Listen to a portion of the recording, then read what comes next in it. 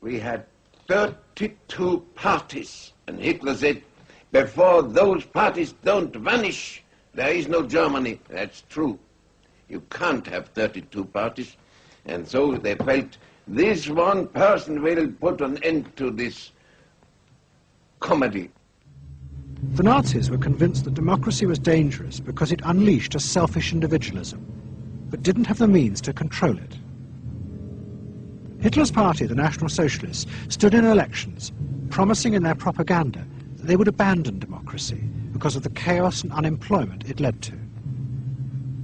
In March 1933, the National Socialists were elected to power in Germany, and they set out to create a society that would control human beings in a different way. One of their first acts was to take control of business. The planning of production would in future be done by the state. The free market was too unstable, as the crash in America had proved. Workers' leisure time was also planned by the state through a new organization called Strength Through Joy. One of its mottos was service, not self.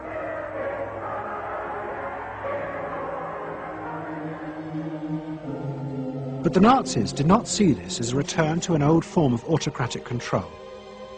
It was a new alternative to democracy, in which the feelings and the desires of the masses would still be central, but they would be channeled in such a way as to bind the nation together. The chief exponent of this was Joseph Goebbels, the Minister of Propaganda. Es mag gut sein, Macht zu besitzen, die auf Gewehren ruht. Besser aber und beglückender ist es, das Herz eines Volkes zu gewinnen und es auch zu behalten.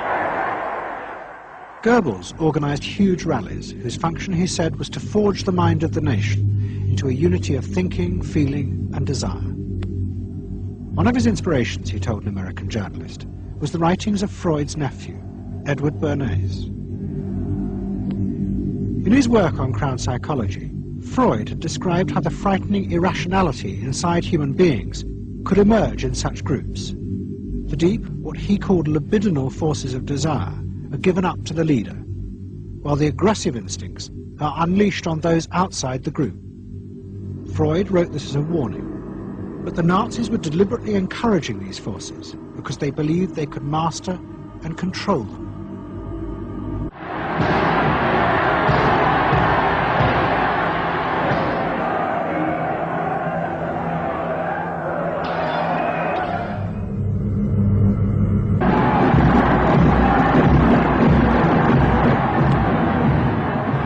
I could see from afar, looking up Wilhelmstraße towards unter den Linden, how those 100,000 of people, when they passed Hitler, they just became completely delirious.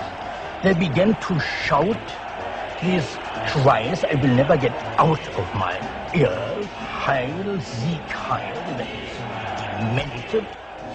And here I got confirmation how those irrational forces, uncontrollable forces in Germany, in the Germans, had erupted, had broken out, were running wild, were departing, marching on.